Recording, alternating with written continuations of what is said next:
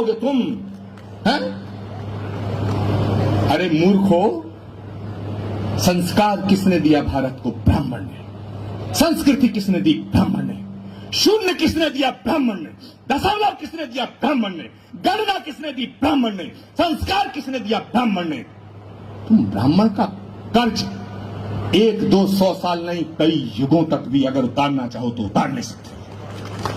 लेकिन आज उन सबको बधाई देता हूं, और जिन लोगों ने ब्राह्मण होते हुए इनको सहयोग नहीं दिया, उनके लिए भगवान से प्रार्थना करता हूं कि उन्हें सद्बुद्धि दे कि वो अगले कार्यक्रमों में सहयोग दें।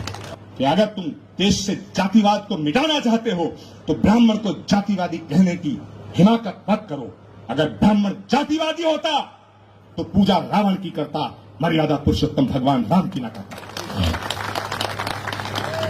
अगर ब्राह्मण जातिवादी होता तो रत्नाकर वाल्मीकि को महर्षि की उपाधि न देता।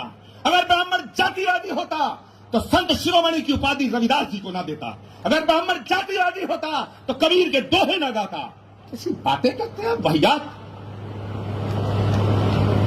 मैं कहना चाहता हूं कि अगले महाकुंभ में एक प्रस्ताव आए कि अगर भारत को जातिवाद से मुक्त कराना चाहते हो, और बड़ी मजेदार बात है, जातिवादी होने का हमला हम पर वो नेता करते हैं जो एक एक जातियों के नेता हैं, जिनकी हैसियत एक एक जाति की है। ये पिद्दी ना पिद्दी के शोर में ब्राह्मणों को धमकाने की बात करते हैं।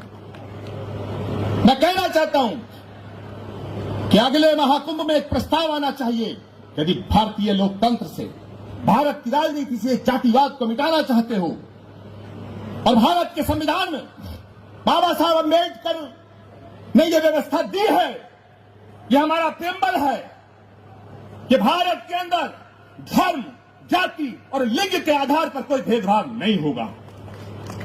तो यदि यह व्यवस्था बाबा साहब अम्बेडकर ने दी है तो आप विद्वान जन सोचो, फिर ये जातियों के नाम पर आरक्षण भारत को विभाजित कर रहा है।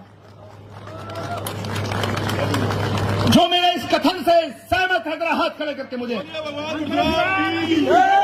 तो अगले महाकुंभ में यह प्रस्ताव आएगा कि भारत को जातिगत आरक्षण से मुक्त किया जाए, और दुनिया के अंदर अगर कोई जाति है तो 2 जाति है, एक अमीर है, एक गरीब है। अगर आरक्षण हो तो उसका आधार आर्थिक हो।